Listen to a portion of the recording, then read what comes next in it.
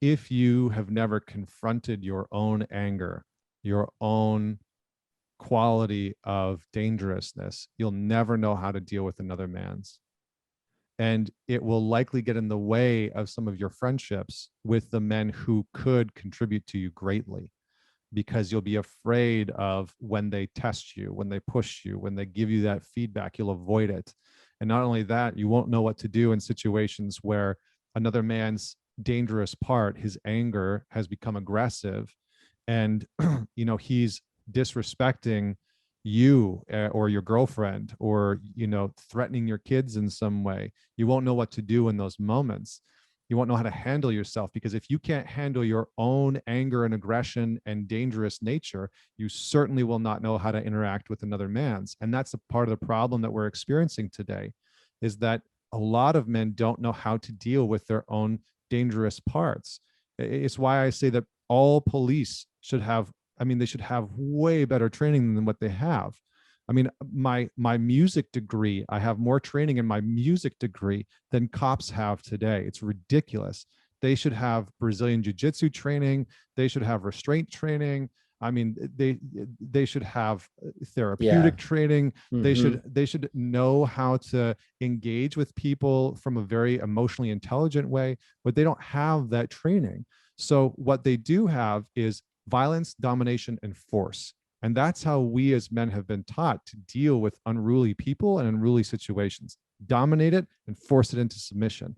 Well, that tactic isn't working, right? It's not working very well. Mm-hmm. And we know that it's not working anymore, and it's creating a lot of harm.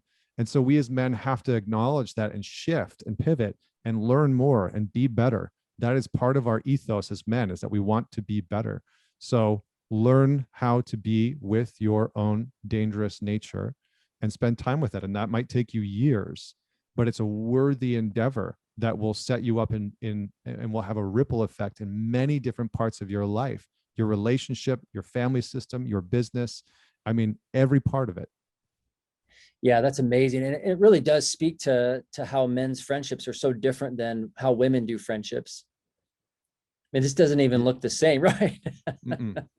No, because women, I don't know how much we want to get into that, but Sure. Yes, men and women have very different forms of social bonding, and the social psychology has proven this. Jonathan Haidt has written about this extensively, the different ways that boys and girls engage with social media, the different impacts on them, how they engage, within their own gender and intergender, right? So we have the data to back this up. We know that teenage boys, a 17 or a 15 or a 14-year-old boy, is going to engage with other boys differently than how a 14 or 16 or 17-year-old girl is going to engage with her friends.